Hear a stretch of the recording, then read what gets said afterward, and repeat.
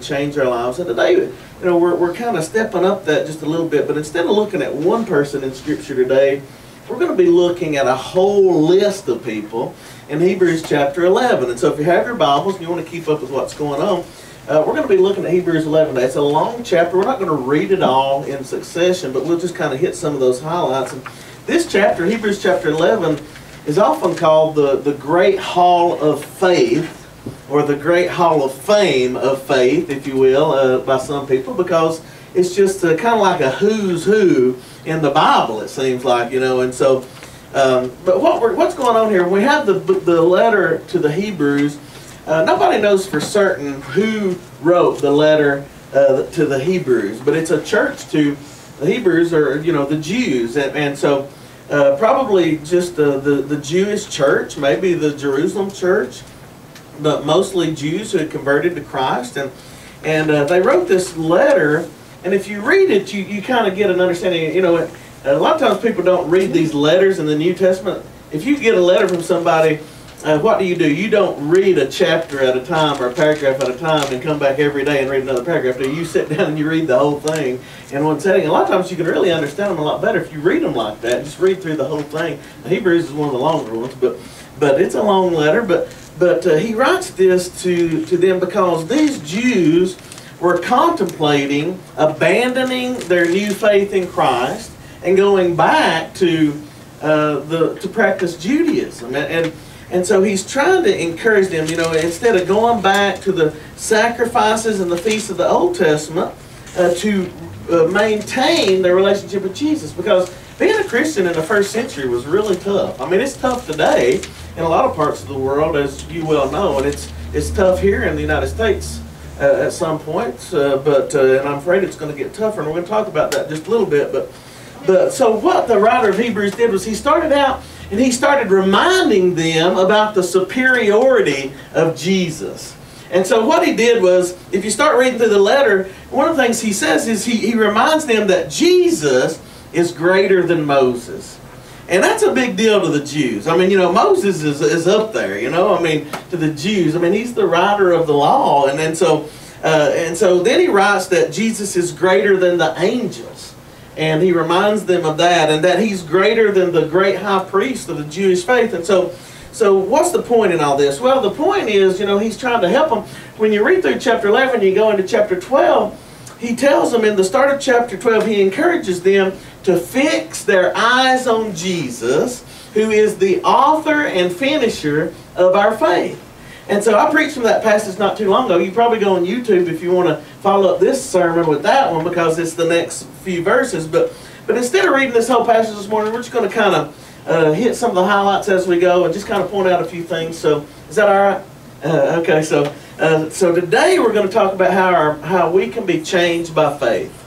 All right, changed by faith. Last week we saw a video from Indiana Jones, you know, and it showed him take a step of faith. You know, he couldn't see this walkway that was there, and you know, God asks us to do that a lot of times. It's a pretty cool video. Maybe if you've not seen that, it's pretty awesome. But we're going to do something similar today. It's you know, we've got to be willing to believe God and take steps of faith. Have you guys ever heard the story of the man who slipped off the edge of a cliff, and he was desperately hanging on to a rope, and you know, and he knew he was about to fall, and so he just screamed out. He says, "Hey, is there anybody up there who can help me?" And quickly a calm, reassuring voice answered back and says, "This is the Lord. Don't be afraid. Let go of the rope." So he thought about it just for a second, and then he says, "Is there anybody else up there who can help me?" Right? Okay, no. You can laugh if you want. It's okay. We're one of those churches where you can laugh. But have you ever been at a place in your life? Oh, that's a little bit late, but that's okay. Have you ever been at a place in your life when you felt like the Lord was telling you, kind of like this guy is, you know, to just let go of the rope? You know, you got some security. and you know you're hanging on for all you got, and you're at this place where you know with really certainty that the Lord wants you to do something really crazy. You know, He just wants you to let go of the rope. But all you can do maybe is see things from a logical human perspective. And, you know I have. I mean, you know, it's hard a lot of times. You know the Lord's asking you to take a step of faith, but you're like, ooh, that's a scary step. I'm not sure I want to do that. You know, and letting go of the rope, that's you know, what we're trying to illustrate here, you know. And it's always tempting to, you know, ask for that second opinion, you know. Just like this guy in the story I was telling you. You know, our human nature, we want to see it first. You know, we want to respond based on what we know. We're not comfortable just jumping out there to the unknown and just depending on something we don't know about. We have to have some kind of standard, something to know for sure that everything's going to be okay. But, you know, it's just human nature. But that flies in the face of, a lot of times, of what God really asks us to do, doesn't it? Because God expects us to be a people of faith. And so, let me ask you a question this morning. Do you want great faith? Wouldn't it be awesome? I mean, everybody wants to make the Hall of Fame, don't you? I mean, whatever it is that you do, I mean, you know, if you're a baseball player, you want to make the Hall of Fame. You know, it's serious now. You know, I don't know, a lot of careers, I know they don't have a Hall of Fame. Maybe they should, right? But don't you want to make the great Hall of Fame of faith? I mean, wouldn't that be awesome? Don't you? You know, surely you want that in your life. And do you want to please God with your life? You know, are you tired of struggling with what to do, who to be, how to live? I mean, are you tired of wondering, you know, am I right? Am I doing what I should be doing? Have I made a mistake? And, you know, have I messed it all up? Is there no recovery? And so, you know, I know we struggle with all those questions. And so today I want us to look at this passage. And I believe when we look at this passage, we'll find a few answers that can help us live a life of faith. And we look at these heroes, you know, these people who they went out when God sent them. They went out to places they didn't know existed. They took huge steps of faith. And so what I want us to do is I just want us to see a few inspiring truths in this text that may spur us on in our walk of faith, okay? There's three of them I want us to note this morning. Number one is this. I think we need to understand that great faith pleases God. You know, not deep theological truth there. You know, most of our children could probably come up with that point, but hey, it's true. And a lot of times maybe we know that, but we don't live like we know it do, don't we? That's the problem. And so I want us to start out by just looking at Hebrews 11 and verse 1. And the writer of Hebrews, he kind of gives us a little definition of faith. So let's grasp that. Then we can understand what we're talking about when we say great faith pleases God. He says, now faith is the assurance of things hoped for, the conviction of things not seen. Okay, so there's two main words here that I want us to make sure we understand. Number one is assurance. And, you know, there's certain things we can be assured of, right? I mean, you just know they're going to happen. You know, in the United States, you know, I've grown up here, there's, you know, two things you can be certain of, right? Death and taxes, right? And you know, they're just going to happen. And, you know, so we're assured of some things. You know, work tomorrow for a lot of us, right? We know, hey, got to go to work, right? Pretty much assured of that. The sun's coming up in the morning, right? I mean, we pretty much are certain that's going to happen. You know, and so we talk about these things that we're assured of, but he talks about this assurance in things hoped for. And so when he speaks of this hope, he's speaking of the assurance that we have in Scripture for the things that we hope for in Scripture. You know, God has promised some things, and so we can have the assurance of those things in Scripture just like we have the assurance that, you know, the sun's coming up in the morning. That's where we need to be. That's when we have great faith. It's when the things God has promised us are just as certain for us as the things that we take for granted every day. And so, you know, we're sure that they will happen. And number two, he talks about this conviction of things not seen. And it's just kind of a restatement, maybe carrying it a little deeper. But he's talking about things not seen. So I think he's talking about maybe two different things here. Things not seen. And it's still kind of building on that assurance. And number one, he's talking about the spiritual realm. hey, God is at work all around us. There's spiritual things going on around us that we can't see. But God's in control of, and those things are happening, and we can know that, and we can be assured that God's got that under control. But those things are happening. But not only is it a spiritual thing, but it's also talking, I think, about the future, because, you know, we've not seen the future. But God's got the future in control, okay? And so we can have this conviction that the future that we've not seen is being worked out by God in this spiritual realm in the way that He's planned all along. And so that ought to encourage us, you know. And so what the writer of Hebrews is doing here, he's really trying to help us understand what faith is. And what it is, it's the assurance of the things hoped for, the things that we're hoping are true, the things we're looking forward to, and the conviction that those things that God says are happening that we can't see and that will happen, that they're going to happen.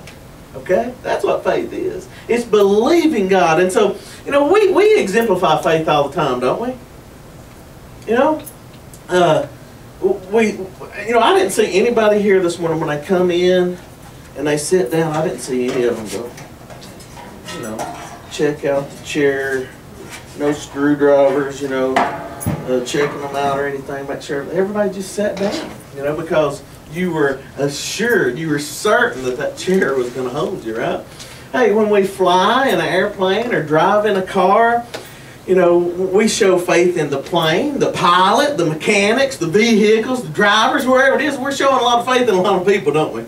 And so ultimately, when we're talking about faith in God, and the faith that the writer of Hebrews is talking about here is, listen, this is just a brief, maybe you want to write this down. You know, this is just a good, safe definition. Faith is the assurance that God will do what He said He will do. Pretty simple, isn't it? But that's what it is, isn't it? It's the assurance that God will do what He said He will do. Now, do we believe it? Do we live like we believe it? Now, that's the other question, because a lot of times, you know, when we think about faith in God, and, you know, but let's think about our lives. Do we live faithful lives or faithless lives? You know, that's a good question to ask. And so I want to just mention about 3 or 4 different signs of faithlessness. It's hard to say, I'm sorry. Faithlessness. All right? Number 1 is worry. Think about it. Worry or anxiety is a sign of faithlessness. Because worry is not trusting God. Because if you believe that God is going to do what He said He's going to do, and you're one of His, then what do you have to worry about? Make sense? And so when we worry, we're not trusting God. Hey, and you know, I'm guilty of it. It's probably the biggest sin in the church today is worry. I mean, we all worry about some things. It's probably one of the biggest struggles for believers. But if you worry, you're really not trusting God. Just trust God. You know, just do what God says. And, you know, the worst thing that can happen to us is the best thing that can happen to us. And that's to close our eyes in death here and open our eyes in the presence of Jesus. What do we have to fear? Amen. Think about it. You know, and if we have real faith, then that's the way we ought to see it. Number 2, another sign of faithlessness is compromise.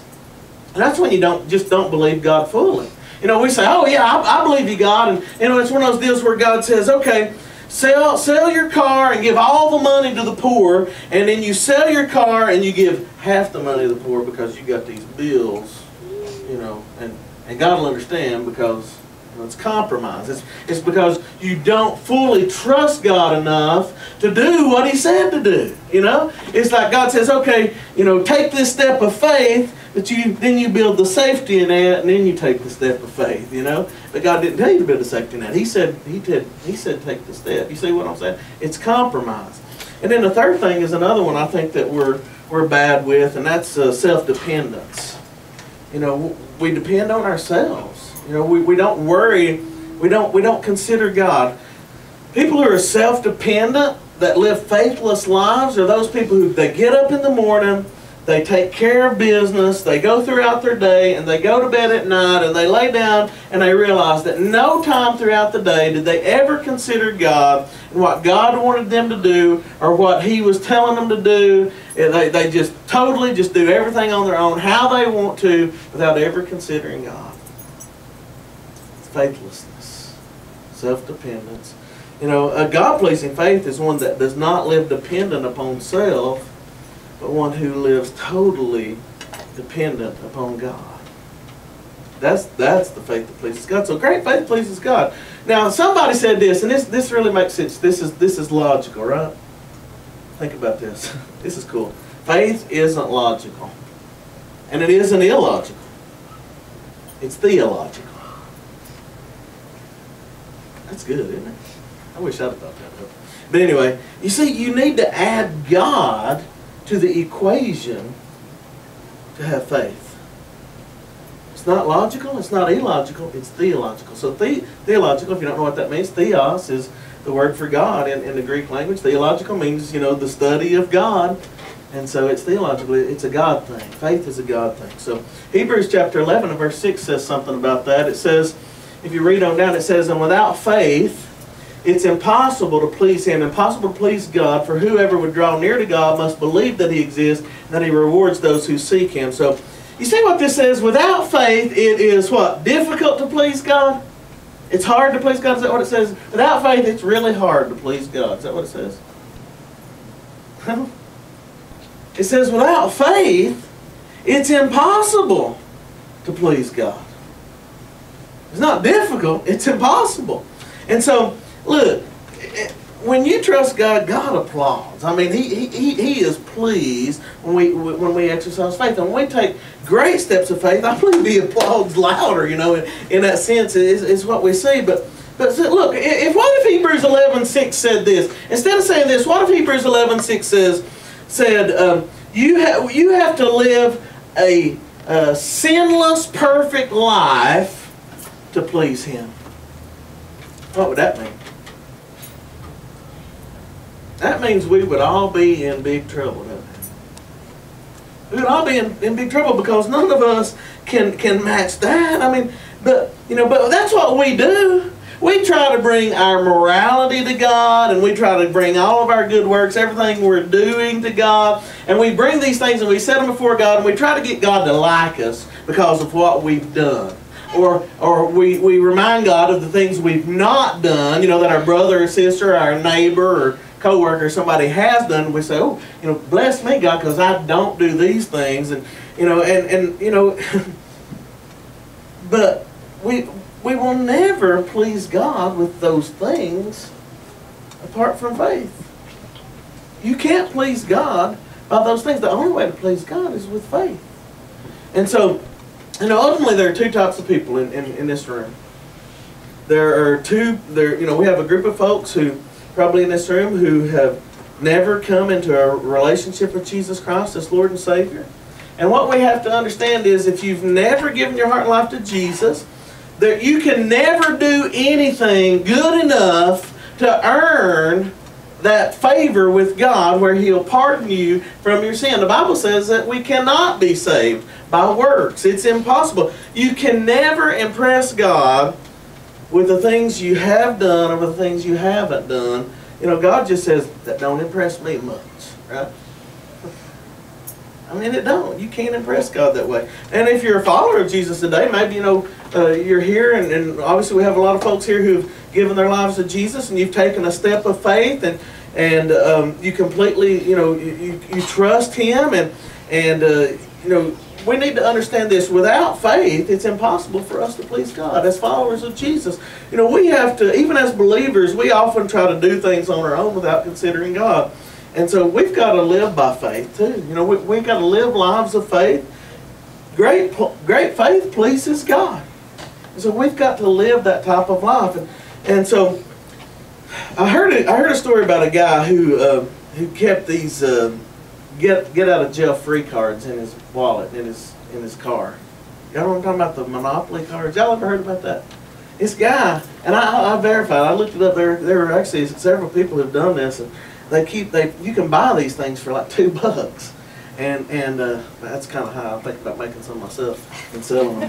But you know, if people are buying them for that, you know. But get out of, they look just like the Monopoly get out of jail free cards. And when he gets pulled over by the cops, you know, he hands it to the cops. You know, he makes some kind of remark and things. And so he hands it to the cops, and he says, one of them, the guys, he says 100% of the time he's gotten warnings. He's never gotten a ticket by using these things. Y'all believe that? I'll tell you what, I don't have the gumption to do that. For me, my luck, I'd totally tick the officer off. He'd probably give me 2 tickets, you know what I mean? But, you know, I don't know if that works or not, but, you know, I don't know if that works, but I'll tell you what doesn't work. What doesn't work is anything that is not faith trying to please God. Because the only way you're going to please God is faith. Trusting in Him and Him alone. Because when we try to trust in us and what we've done, no. Because it's not about us. It's all about Him. It's all about Him. You know, and so, what pleases God? Faith pleases God. Great faith pleases God. So listen to me. So when you're faced with difficult times in your life, when you're at the end of your rope, so to speak, have faith in God. Great faith pleases God. And another truth that I want us to take home from this passage today is this. Not only does great faith please God, but we need to understand this. Great faith comes at a great cost. Great faith comes at a great cost. And so what I want us to do now is look at chapter 11 a little bit more in detail and skim down through there. And what we have is this list, and I've boldened most of these names. And so when we look, we see you know, just kind of a list of these people who exercise faith and a little brief summary of what happened to him. And so he says, Abel, by faith, Abel offered to God a more acceptable sacrifice than Cain. Enoch, he had faith, so he had so much faith in God that he never died. God took him up into heaven. And as we go on down through the text, we see Noah. You know, we know the story about Noah. Noah, God told him to build an ark. He'd never seen rain. He didn't know what all was going on there, but he obeyed God. Abraham, we talked about him. Sarah believed God in her old age that she would give birth to a child. And we go on down, and we see Abraham again offered up Isaac, and we see Jacob and Joseph and Moses, and we see all these people as we work down through this text. And down at the bottom we see in verse 31, we see Rahab by faith. Listen to this, if you've not heard this one. Rahab the prostitute did not perish with those who were disobedient, because she had given a friendly welcome to the spies. And so God used the prostitute Rahab, and it was by faith and her belief in God and what He was going to do that saved her and her family, and she became an ancestor, a great-great-great-grandmother, if you will, of the Lord Jesus. Wow, you know? So, but you know what we do is we look at this list, and we see names like Abraham and Noah and Moses, and you know, we go on down and people say, you know, I see a lot of people on there, and you know, these are like, you know, like we were talking about the who's who. These people were so good, they were so holy, and you know, how can I stack up with them? How can my faith? I can never have faith like these. And you know, when we get to feeling like that, I just say, ha, what? Have you read about these people? I mean, let's think about this. Let's look at a few of them. I mean, hey, these people were totally jacked up. You know what I mean? You know, as bad as us, you know. But Noah and his drunkenness and nakedness, you know.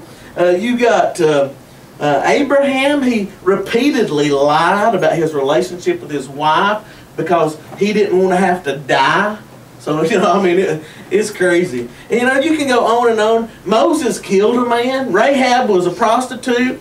And then when we get to verse 32, go ahead and hit 32 there, Brianna. When we get to verse 32, we go on down, and he says, what more shall I say? He says, if I had more time, he says, I would write about Gideon and Barak and Samson and Jephthah and David, Samuel and the prophets. And he goes on about all these. Hey, listen, Barak, this is not Barack Obama, folks. But this Barak right here, some people pronounce it Barak. Maybe I should do that. But this Barak right here, listen, this guy wouldn't even go into battle unless God would allow a woman named Deborah to go with him. Probably not going to make the Marlboro Man poster. You know what I mean? And so, you know, this is the kind of, I mean, we got Samson. I mean, this guy, y'all know the story about Samson. I mean, when I was little, I loved Samson, you know. But, you know, he was so into himself, and a woman named Delilah, he broke his vow with God and wound up blind and in the middle. You know the story, probably. But, I mean, it's crazy. And then you got Jephthah. Y'all, anybody know the vow of Jephthah? Jephthah made a vow with God, and he wound up, he made a vow, basically, and he wound up to sacrifice his own children. A stupid vow. And then you got David, you know, adultery with Bathsheba, and had Bathsheba's husband sent to the front lines and killed in a battle. I mean, hey, do I need to go home? You see, these people were jacked up. I mean, they were messed up. Sometimes, you know, I don't know. But look, what's the point? The point here is I want you to see this. God used people with major failures, like we talked about before, in their lives to accomplish His purpose for His glory. You know, that's good news for us, isn't it? I mean, you know, because, hey, if God can use these people, maybe He can use us. And He will, and He wants to, and I want you to see that so much. But today, in the church, listen, a lot of people in the church, and I grew up kind of with some of this thinking, because I think the way that I was taught is that, you know, people look at somebody's life, and they'll look at it, and they'll say, oh, they messed up. They're done. You know, they're done. It's over. And those people get discouraged. They leave the church. A lot of times they just go on and they revel in whatever it is they messed up in, drugs, alcohol, sex, whatever. And they never find their way back into the church. And that's a shame. Because, you know, there's not much forgiveness, not much expectation from the church after that. But look, God talks about these types of people that make those kind of mistakes. And He says, by faith, God used these people. And we're never beyond rescue from an almighty God. We're never beyond His reach. He's always ready and able and willing to save and to pull us up and to set us on firm ground and to give us a purpose and a hope and a future regardless of what's back there. He's always ready and willing. All we have to do is call out to Him. And that's faith when we just trust in Him. And so, let's continue in the passage. We get down, let's see, verse 35. Look, it says, women receive back their dead by resurrection. So, see, in resurrection, now this is the last good thing we see here. So I want you to notice what happens now. Look what he says. Some are tortured, refusing to accept release so that they might rise again to a better life. They didn't want release. They wanted to go on and be with Jesus, you know, so they wouldn't renounce their faith in Christ and live. They'd rather believe in Christ and die and go be with Him now. That's the kind of faith we're talking about. Others suffered mocking and flogging and chains and imprisonment. They were stoned. They were, and it's not talking about drugs here, folks. All right? And they were sawn in two, and they were killed with the sword. And they went about in skins of sheep and goats. You know what that means? In the Romans in the theaters, they would kill sheep and goats, and they would take those bloody skins and they would wrap Christians in those bloody skins, and then they would release the lions and the beasts to have their way with them in front of the crowds. That's what that's talking about. They were destitute, afflicted, mistreated, wandering about deserts and mountains and in dens and caves of the earth. The catacombs in Rome, a long and detailed history of Christians trying to survive under persecution. You know, this is the lives that these people live, because you know why? They had a great faith in Jesus. That's why. They believed their faith in Jesus was much more valuable than anything they would ever experience in this life. And so, when you read the first part of this chapter, in chapter 11, you're wowed. You know, you see Moses and Abraham and Abel, and you look at all these people, and you know, and you're clapping your hands, and you're going, wow, that's great. You know, that's awesome. You did such a great job. But listen, great faith comes with a great cost. And when you get down in the bottom of this chapter, you see a lot of people who gave their lives because they had great faith in Jesus. A lot of people want to follow Jesus. You know, they come in and they want to follow Jesus because their lives are messed up, and they think, hey, if I can get everything right with Jesus, then everything's going to be peachy clean. You know, I'm never going to have any more financial troubles, never going to argue with anybody ever again, you know, that kind of thing. But, you know, that view's flawed. We all know that, you know. But that's not what Jesus said, is it? Jesus said, if anyone will come after me and follow me, he said, let him deny himself. You know what that means, don't you? Give up anything that you need or want. Deny yourself. That's what it means. And he said, and take up your cross and follow me. When you take up your cross, that means you come to follow Jesus ready to die for Jesus and his cause. That's the reason when Jesus started preaching like that, you know, he was sort of like Joel Osteen to start with. You know, the crowds were coming because they like to hear and see all the things. And then at the end, you know, he started preaching stuff like that. A lot of people went away because their faith wasn't real. They really didn't want to follow Jesus. See, great faith comes at a great cost.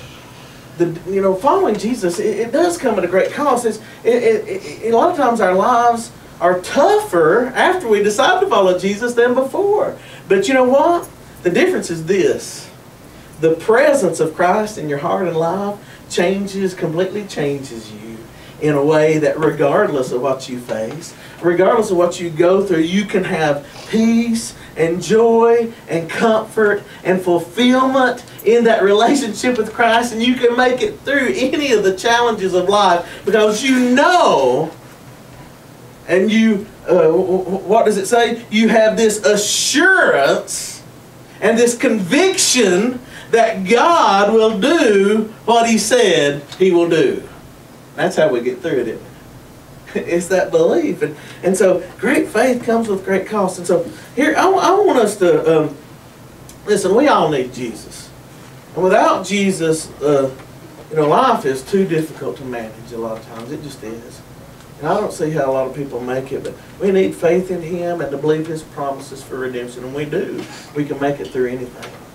And I want to make a prediction. I'm not a prophet, you know, and I believe God's given us His full word. So this is not, you know, don't stone me if it's don't come true, one of those things. But I just want to predict something. Because, you know, and I think most of you guys might agree with me, but in the United States, you know, I believe we're entering a time as Christians where we're going to have to count the cost more than ever in the history of our country. Listen to me. We're entering a time when great faith comes at a great cost. That thinking is going to take on a whole new meaning. Listen, persecution of Christians is gaining ground, and it's becoming more and more intense. And, you know, listen to me, solid stands for scriptural views on marriage and morality and religious freedoms, all those things are being tested. And so we've got to know, you know, I want to ask you, will you take a stand for Christ? Will you take a stand for Christ when it costs you your credibility? Will you take a stand for Christ when it costs you your job or your business? You know, we're on a path in this nation where, you know, for Christians to take we have to take unpopular stands for our faith. And we're going to have to make great sacrifices. And you can only do that with a great faith, and that's going to come with a great cost. Do y'all see it? Y'all know what I'm talking about. And look, listen, I believe God's preparing us for this. And I'll be honest with you. As a matter of fact, and I've said this, maybe some of you have seen me talk about it, and I'm hoping to start a new sermon series soon that'll help us with some of this. But as a matter of fact, you know, this idea and what's going on in our world is one of the driving reasons why I believe God called me back to Sweetwater to plant this church, to start a church that's a little bit different, focusing on the things that I believe that will help the church survive a post-Christian United States. Because that's where we're headed. And big buildings with big steeples and big budgets are not going to make it. Come here. Jeremy, you come here and get Levi. big buildings and big budgets are not going to make it. You know, the true Christians, great faith will stand out. You know, our faith will be tested. You're either going to have faith and you're going to stand up for what's right, or you're not.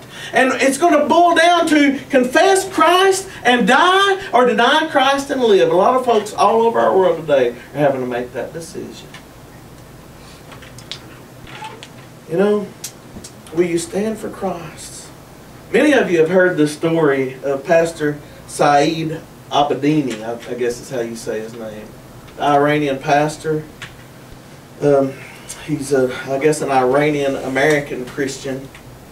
But he's been detained in Iraq since the summer of 2012. And he was sentenced in 2013 to 8 years in prison on charges of undermining national security through private religious gatherings in Christian homes in Iran in the early 2000s. So here, let me summarize. Instead of reading all this, because I got some notes here, but his wife was born in Iran. His wife's name's Nagama, I guess is how you say it. But she was born in Iran but raised in Idaho. And after 9/11, 2001, when the World Trade Centers were attacked, she felt like God called her to go back to Iran to preach the gospel and to lead Muslims to faith in Christ. And so she went back. She met Saeed, who had just become a believer, rejecting Islam. He was a Shia Muslim. He became a follower of Christ, and now immediately he's planning these churches. He's gaining all this notoriety, I guess you would say, in Iran for being this Christian. And he's planning all these churches, and people are coming to faith in Christ. And they have 2 children. I don't remember all the dates. But in 2012, he's arrested, and he's sentenced to 8 years in prison. Now he's got an 8-year-old daughter he's not seen in 3 years, and I think a son who's younger. Obviously, he's not seen in 3 years as well. And so since she's 5 years old, he's not seen her. And here's the thing. From the beginning, all Saeed had to do was say, I renounce Christ, and say he's a Muslim. He wouldn't do it. He's never done it. They've asked him to do it time after time. But you know what's happened with Saeed? I heard a testimony this week about what's going on with him. They had to move him from one prison to another because he was winning the prisoners, Muslims, to Jesus. I don't know why they don't put the man to death, except for it's not time. It's not time. You know, they've threatened to put him to death several times. Hey, his wife was over there with him initially when a lot of the sentencing was taking place. A guard was standing before him. A guard told him, renounce Christ and profess your faith in Allah and the Prophet Muhammad, and you can go free right now. But he wouldn't do it. And he started quoting scripture, and he started testifying to this man about how God brought him out of the prison of Islam and freed him in Christ. And the guard, eventually his wife testified the fact that the guard took him to another room by himself where nobody else could hear, and she watched them interacting. And when he stepped back in, she heard the guard ask Saeed, can you get me a Bible? The same one who just threatened his life. Why? Because God is at work through this man. And I'll tell you what, he will not die until God's time for him to die. And so, folks, we're invincible as Christians until God says, your time's up. So we don't have anything to fear. We don't have anything to worry. And when persecution comes, and when those trying times come, folks, we don't have to worry because God is on our side. We're on His side. He's in control. And we have that faith. God give us this type of faith. When our faith is tested, you know, we'll stand firm. You know, it's a terrible story, but it's an awesome story too. You know?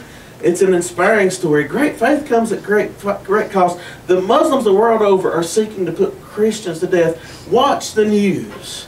ISIS is on the move, if you're not aware. It's scary. And I'm afraid, listen to me, soon it's coming to a city near you. We must decide to have faith in Jesus. Your faith will be tested. My faith will be tested. Will it be real? Will it be real? Great faith pleases God, even in the midst of persecution, and great faith comes at a great cost. The final truth I want us to see, and we're going to wrap this up, is this, and this is the flip back. This is the good part. Great faith results in a great reward. Amen?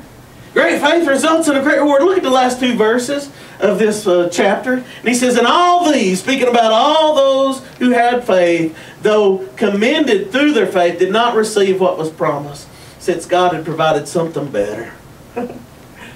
Oh, man. You see, in this world, we're never going to receive what we're going to get.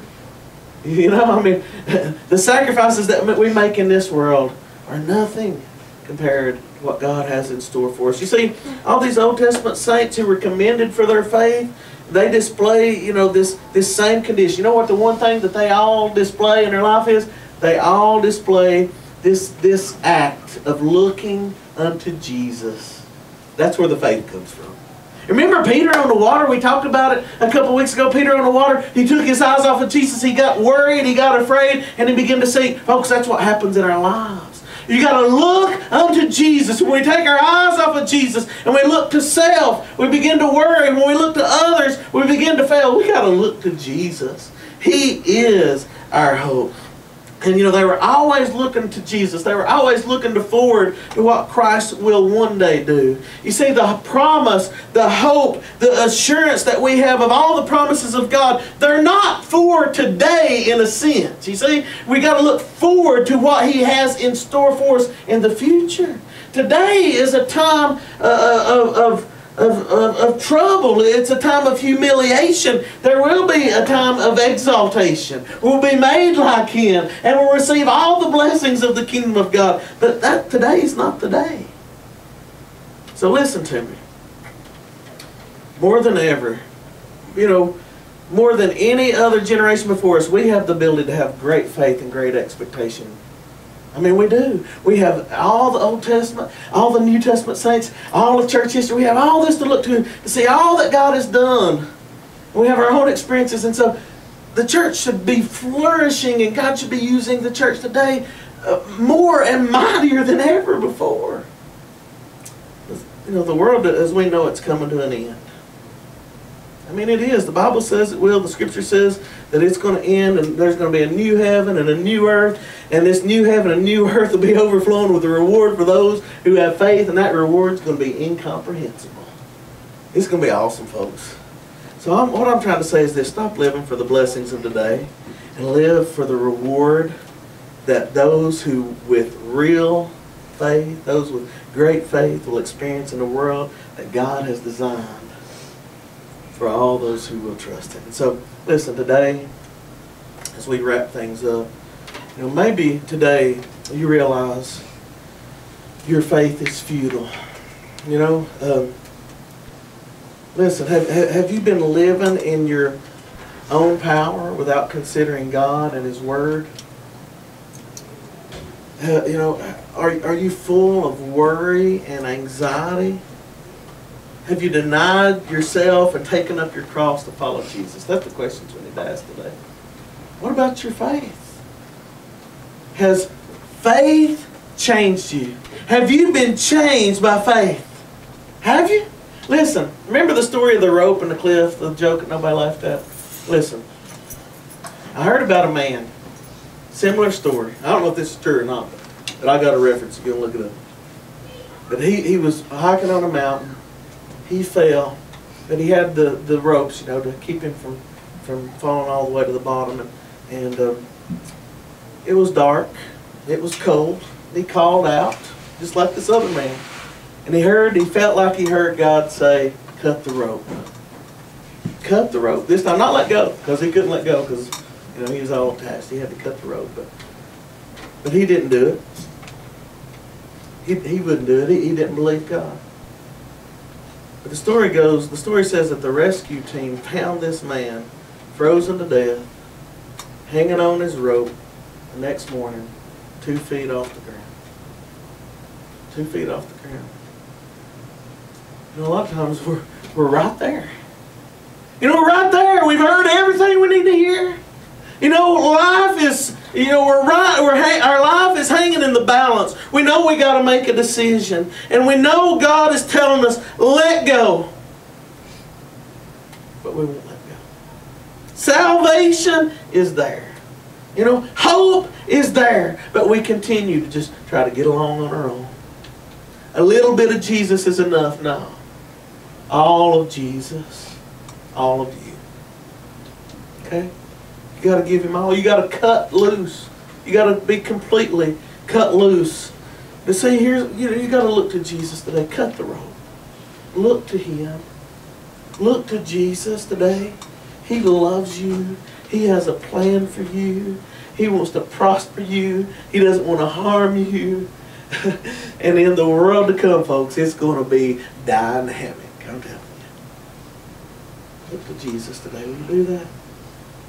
So right now, we're going to sing. And I'm taking back to an old hymn. I know we're probably not going to sing this, but I just wanted you to think about this. A couple of phrases. Go ahead and put it up here. Maybe you can see that. Have faith in God. Have faith in God when your pathway is lonely. He sees and knows all the way you have trod. Never alone are the least of His children. Have faith in God. Have faith in God. Have faith in God when your prayers are unanswered. Have faith in God. Your earnest plea, He will never forget. Wait on the Lord. Wait on the Lord. Trust His word. Be patient. Have faith in God. Have faith in God. Have faith in God in your pain and in your sorrow. His heart is touched with your grief, with the despair. Cast all your cares, all your burdens upon Him. Leave them there. Leave them there. Have faith in God. Though all else fell about you, have faith in God. He provides for His own. He cannot fail. Though all kingdoms perish, He rules. He reigns upon His throne. Have faith in God. He's on His throne. Have faith in God. Have faith in God.